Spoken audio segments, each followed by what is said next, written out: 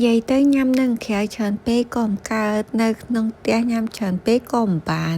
គឺថាតលន់ម្ហូបផ្ទះតលន់ម្ហូបក្រៅអីអញ្ចឹងណាម្ល៉េះហើយយើងមានពេលទៅញ៉ាំក្រៅខ្លះញ៉ាំនៅក្នុងផ្ទះខ្លះចេញមកថ្ងៃនេះគឺថាមាន់ស្រែមួយចំហៀងតែនៅនេះគេហៅថាមាន់ដើរដីអញ្ចឹងណាចែស្ងោរហើយយកមកបេះសាច់ថ្ងៃហ្នឹងផ្ទះចែធ្វើបញ៉ាំអញ្ចឹងទៅព្រលឹមឡើងភ្ញាក់ឡើងទៅសារព្រឹកមិញពីអ្នកពុសងទៅទិញមាន់យកមកធ្វើបមាន់តែធ្វើតែចំហៀងឯងទុកមកចំហៀងស្ងោរជក់ថ្ងៃក្រោយទៀតអីអញ្ចឹងទៅនិយាយទៅយើងធ្វើជាមេផ្ទះយើងត្រូវចេះលៃលោកខ្លះអញ្ចឹងបានយើងមានលុយទៅហាច់នឹងក្រៅខ្លះអញ្ចឹងណាពេលទៅហាច់អត់ចេះលៃលោកទេហើយនេះចែដាក់ខ្ញីដាក់ខ្ទឹមសលីងវាឲ្យឈ្ងុយអីអញ្ចឹងណាចាក់ខ្លាញ់មកលីងតម្រាំតបានឈ្ងុយអីបន្តិចបន្តួចហើយគឺចែចាប់ផ្ដើមដាក់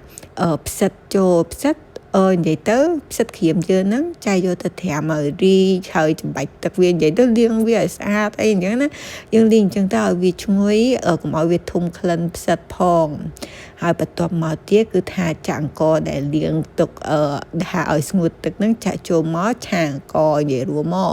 ហើយដាក់ម្សៅស៊ុបមាន់ចូលបន្តិចទៅជាការស្រេចហើយលីងចុះលីងឡើងអីអញ្ចឹងណាឃើញថាអង្ករចែឆាប៉ុណ្ណឹងគឺបានឈ្ងុយល្អហើយចែក៏ចាប់ផ្ដើមយកវាមកដាក់ក្នុងទឹកស៊ុបមាន់ដែលចែស្ងោរទុកចោលហ្នឹង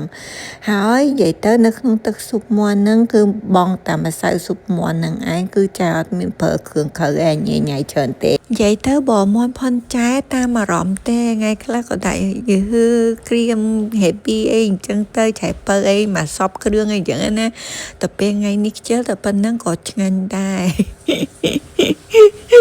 និយាយសរុបមកបងមួយឆ្នាំនេះនិយាយថាខ្វះគ្រប់តែម្ដងសំបីតែសៀងហ្នឹងក៏អត់មានដែរតែពេលបើកទូគិតថាក្នុងទូយើងមានសៀងឯងមានមែនបើកចេញមកមិនណាយឲ្យសៀងឡើងដុះផ្សិតពួកឯងខានញ៉ាំយូរឯនោះអញ្ចឹងទៅអត់ទៅញ៉ាំតាមហ្នឹងមានតែចាខ្វៃដែរចាខ្វៃទៅចំណែកឆែវិញមាននំប៉័ងចែដាក់នំប៉័ងហើយពូសងថាអីបោដាក់នំប៉័ងបោដាក់នំប៉័ងឆ្ងាញ់អត់ទាន់ដឹងទេជួនកាលចែដាក់នំបញ្ចុកទៀតជួនកាលក៏ដាក់បាយកកថែមពីលើនឹងទៀតពុកម៉ែបងប្អូនកូនក្មួយណាខ្លះញ៉ាំដូចចែនិយាយពីថាបោសមគ្រប់គ្រឿងនំប៉័ងក៏ដាក់បើមាននំជុកដាក់នំបញ្ចុកមានបាយកកដាក់បាយកក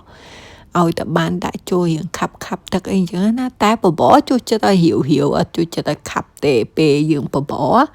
តែសុកចិត្តដាក់គ្រឿងផ្សេងឲ្យវាខាប់វិញអញ្ចឹងណាបើសិគូវិញជាមួយពូសងគឺដូចគ្នាគាត់ជួយចិត្តដាក់ចាខ្វៃញ៉ាំអញ្ចឹងណាអត់ជួយចិត្តដាក់ញ៉ៃច្រើនដូចចែទេ